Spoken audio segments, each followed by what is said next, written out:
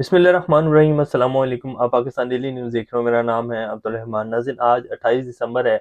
आज की सबसे अहम खबर जी, इस्लामाबाद हाई कोर्ट ने साइफर केस का इन कैमरा ट्रायल जो है उसको रोकने का हुक्म जारी कर दिया और 11 जनवरी तक समाअत मुलतवी कर दी है। उस समाअत का हवाल आपके सामने रखेंगे और जज साहब आज किस तरह जो है इस्तफसार करते रहे और गुस्से में बकायदा आए। उन्होंने अपने सर पर जो है अपने माथे पर यूं थप्पड़ मार के कहा कि आप लोग क्या कर रहे हैं, आप लोगों को समझ नहीं आ रही है कि इन कैमरा ट्रायल नहीं हो सकता। ये 1923 के कानून आप किस तरह इस केस में लगाकर, पाकिस्तान में एक आइन मौजूद है, तमाम अदालतें उस आइन को फॉलो करती हैं, आप किस कानून के तहत इन कैमरा ट्रायल चलाए जा रहे हैं। आपको बार बार ऑर्डर किए, आपको समझाया है कि इन कैमरा ट्रायल नहीं हो सकता, आप लोग पता नहीं कौन सी जुबान समझते हैं। तो जज साहब के आज बड़े सख्त रिमार्क्स आए और उन्होंने जो उनके इमरान खान साहब के वकला का मौक़िफ़ उसको तस्लीम किया और साइफर ट्रायल जो है उसको फौरी तौर पर रोकने का हुक्म दिया और 11 जनवरी तक समाअत मुलतवी कर दी। और इसके साथ साथ उन्होंने कहा कि आज ये जो काफ़ी चीज़ें मेरे सामने आई हैं, बहुत क्लियर हो चुका हूँ मैं।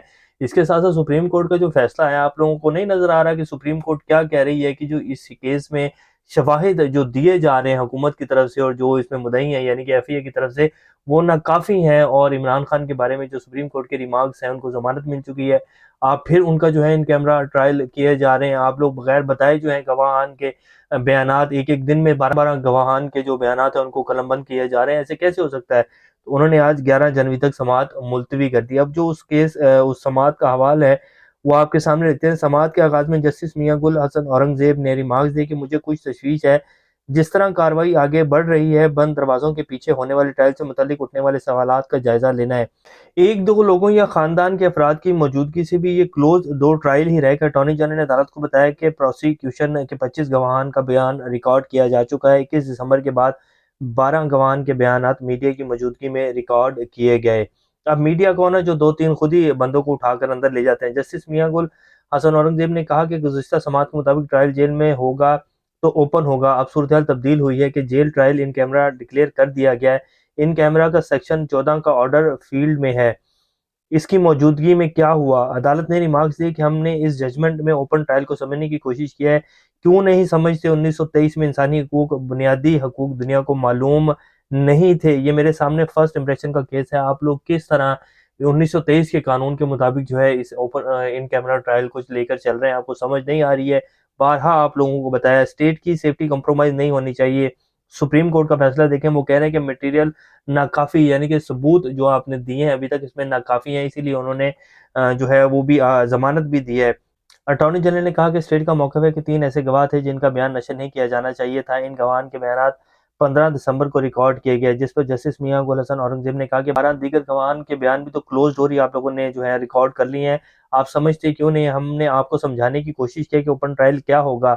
इन कैमरा करने की जज की वजूहात देख लें, इसमें 3 लाइनें लिखी हुई हैं। अदालत ने कहा कि ओपन ट्रायल क्या है ये वाज़ह कर चुके हैं, तुम आ जाओ और तुम आ जाओ, ये ओपन ट्रायल नहीं होता। ओपन ट्रायल में जो चाहे आ सकता है, मीडिया को इजाज़त है कि जो चाहे आ सकता है, ऐसा नहीं होता। इस बारे बाकायदा ऑर्डर होना चाहिए। क्या जरा मीडिया की मौजूदगी में की गई? जनरल ने बताया कि जिन 3 अफराद की जरा हुई वो साइफर की कोड से मुतल्लिक थे। साइफर मुतल्लिक सिक्योरिटी खारजा का बयान भी इन कैमरा होगा।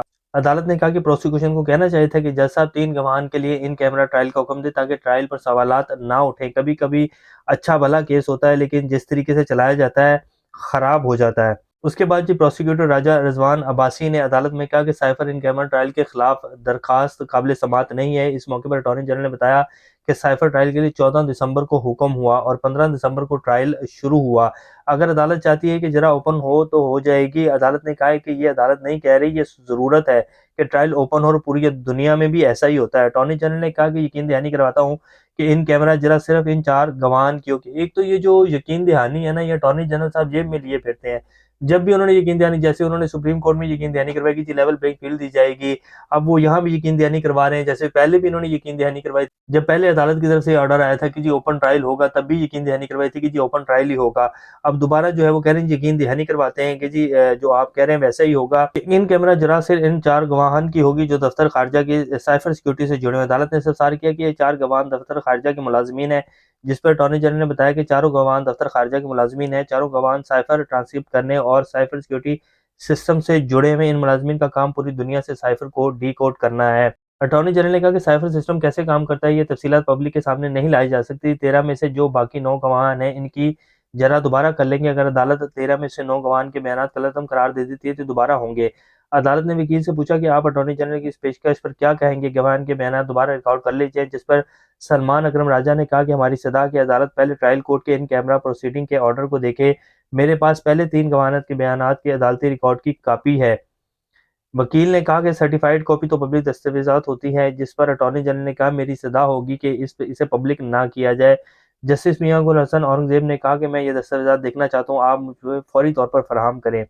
अदालत ने कहा कि इस मामले में अहम आईनी इशू सामने आए, अदालत इनको देखेगी। सुप्रीम कोर्ट ने इस केस में अपने फैसले में भी मवाद को नाकाफी करार दिया था। मेरा माइंड आज आपने बहुत क्लियर कर दिया। बाद अदालत ने केस की समाअत 11 जनवरी तक के लिए मुलतवी कर दी और इसके साथ जो है जो उनके वकील के इमरान खान साहब के वकील की साइफर ट्रायल पर हुक्म इम्तना देने की सजा थी, उसको मंजूर करके जो है कहा कि जी इस ट्रायल को रोक दिया जाए। फौरी तौर पर 11 जनवरी को समाअत होगी और उसके बाद हम जो है आपको बताएंगे कि अब आगे कैसे करना है।